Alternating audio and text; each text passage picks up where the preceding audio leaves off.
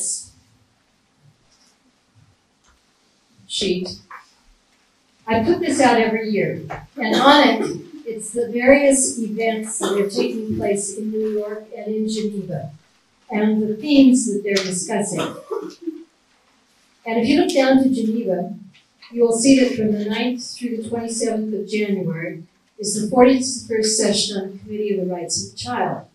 And that one works like the CEDAW, the Discrimination Against Women one, where countries give their reports on how they've complied with the Rights of the Child Convention.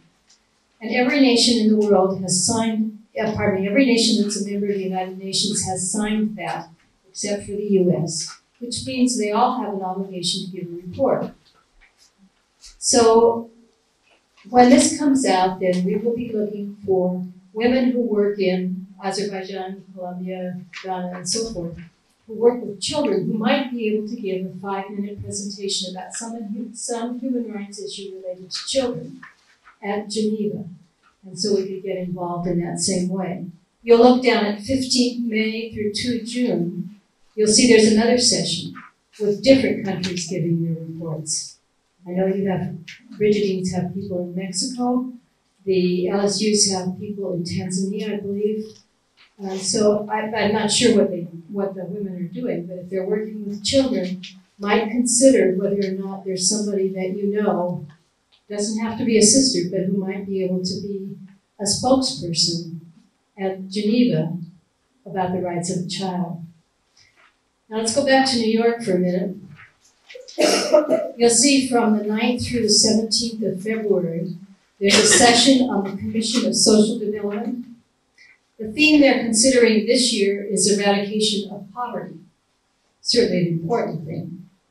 We're inviting a delegation from Asia, and we hope to have a woman from India, one of the Brigidine Sisters, who works with street girls in Mumbai.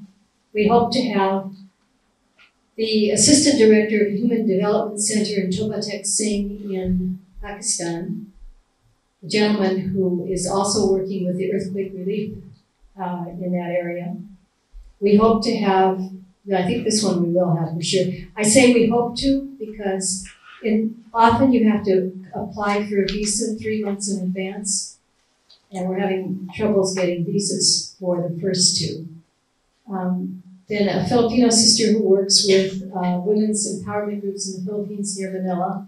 We also have a young girl who is 14 and has been a street child in Manila. And they'll be coming for this commission to be able to share their experience of poverty, their expertise with projects that can alleviate poverty, hopefully eradicate it to some extent, and make this session really a much richer session for the delegates who many times are good people, but many times don't have a lot of experience with poverty, understandably. So as you look at those other events, you'll see different themes are listed for those. And again, I put this out every year, so we're looking often for persons who might be good delegates for us because of their particular expertise. So the thing to do is to look at the themes and see what, think about your own congregation and your own context. And are there people out there who might be able to provide really good expertise for us in those areas? Yeah. I think whoever made the comment now, I don't remember, but I do think we agree with you that if there were some way to decrease the demand, it would certainly become a less lucrative business, this trafficking, and we would be on the way to eliminating trafficking, I think. So Unanima International is beginning to develop what we hope will become an international campaign against demand. Patricia, yours, had a scheme that she developed when she was at CAFID that we're using as kind of a framework to develop our campaign.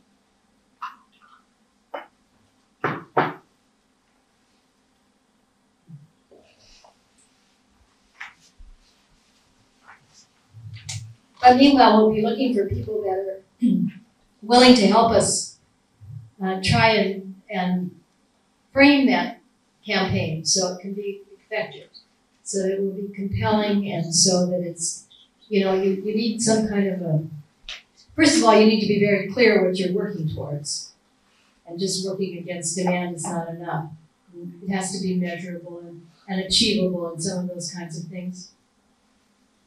And then I think we also need some kind of a media hook, so that when you look at this, you know what it's about, and it makes sense to you, and you can explain it very quickly, and it's compelling. So we have a long ways to go, but at least it's, it's part of our long-range plan to develop.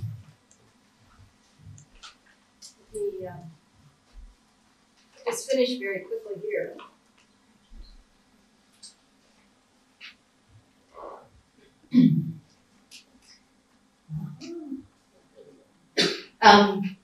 Couple of other things that we've done that we think make a difference. Last January, we invited experts from all of our congregations all over the world to come and share with us their expertise on trafficking with regard to trying to do some strategizing around it. And at the same time, when they came, we invited them to give public panels sharing their information about trafficking in their various regions. This was our bunch. Those of you that might have known Clara Slattery, there she is. The Sisters of the Bon Secours, this was their very first meeting, so they didn't have anyone at it yet. Religious of Jesus and Mary was from India, Monica Joseph. Karen Gosser was Holy Child from Rome. She'd worked on the Justice and Peace packet, the one in Rome on against trafficking. Priscilla Siqueira was from Brazil. She works with the services for marginalized women there. They work directly with women on the streets. Marta Peña had worked with the girl slaves in Gabon, and she also gave testimony at the CEDAW. Helen Petramo was from Windsor, the head of the Windsor Refugee Center. Sister Eugenia Bonetti is from Italy. She's known as Sister Trafficking because she's been so effective in advocating in Italy and Nigeria both for changes in the laws there. And she spoke also at CEDAW because Italy was giving its report. Charlotte Van Dyke was a lawyer from the United States who works in family law. And Mary Akinwale was from Nigeria and worked at receiving women that were deported from Italy back into Nigeria. And so they worked with our board members to come up with some different strategies. That we didn't have another board meeting till September, so we haven't implemented much yet there, but we have some things going. We talked about these things already. This was Judith, who spoke about the situation of women in Equatorial Guinea. She is a religious of Jesus and Mary. This was just the three of us sitting there watching Judith do her report. This was Marta speaking at the CEDAW. And we've had persons present at the Commission on the Status of Women. We've done the statements I've mentioned. They're on our website, which is listed in the brochure that you have. We've developed documents for a model for lobbying at the international, national, and state levels. And if anyone's interested, publications that you might be interested in, I didn't bring too many because I had to travel. And I had to think about, can I lift this suitcase when I leave? But I'm leaving these with you. This is a magazine about the 60th anniversary of the UN and some of the efforts that it's making at the present time. This is a report on hoping and coping, which is some things related to HIV/AIDS in the least developed countries and strategies at play there. Campaign against the privatization of water. And our Sisters of the Holy Names right now have a delegation of 5 women in Montreal at the conference on climate change, which is being done in conjunction with Unanima, although we're not following that issue very closely just because we don't have time to follow all the issues. And I hope you can agree that we're in a number of things and working hard, and give us a little time more to develop beyond all the issues. I think you're aware of our Lent and Advent prayers, and once again, your delegate, Patricia, has taken some of those and remodified them for this year. We've got those on the website as well, but I know you must have them. Meditations with the Rosary. And these are a few more things that I mentioned as we went along that we hope we can get involved with very soon.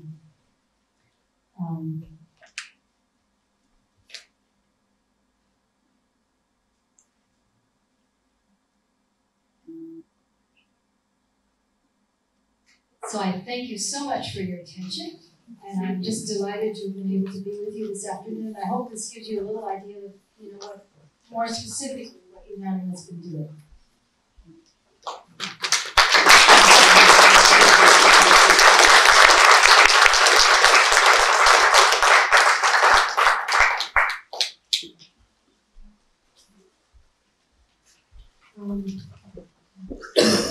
It's my pleasure again just to say, to respond, Catherine.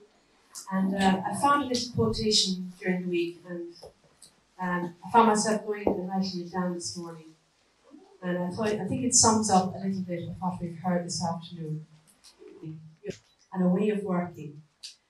And another thing, I suppose, from the New Scientist, it says that all of us are more than something is more than the sum of its parts, but yet the whole is within each part.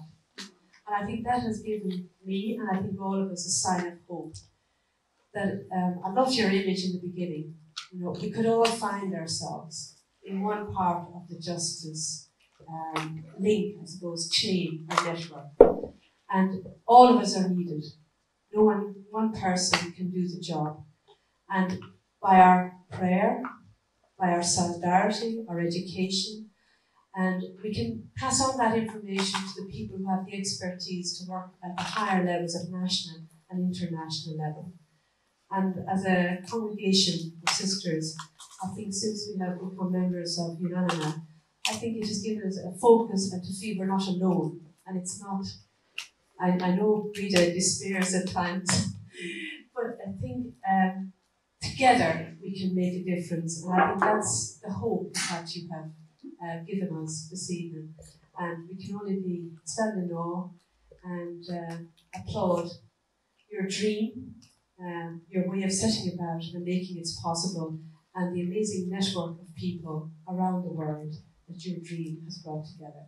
And hopefully it will bring a more just and humane world. So really say thank you, and thank you, your busy schedule, for coming to us this afternoon.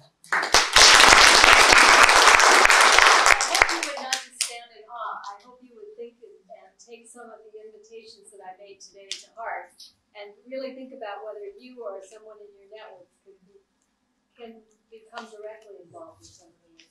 So thank you very much, actually, for taking time out of your busy schedules. I was here for the purpose, and I didn't give you much advance notice, so I'm just very pleased. Thank you. Thank you for coming. Christmas time, but I said we're here because these things matter to us. We are interested, and yes, you have given us the encouragement to know that our little bit makes a difference. We had a lovely hymn that we had during our congregation meeting, and it says, "One drop of water added to another becomes a waterfall." And I think that's a good metaphor as well. And maybe I just end with a little reflection that I found in no better person than Dom Hendemer Camera and Hoping Against All Hope, where he says, "Creator God, your Spirit told us through the mouth of Paul that the whole earth, and we too, as your children, groan in the pains of a birth. It is easy, Lord, to grasp and affirm this, for there are passages so difficult and hours so filled with anguish that the image really applies. They are labour pains. Something is being born. Who knows? A world in which men and women and the earth can breed a more just, a more human for everybody." And before I finish, just to say, thank you so much to the entire community, especially at this difficult moment for them as well, for their lovely hospitality and warm welcome. So thank you. All please join us for a cup.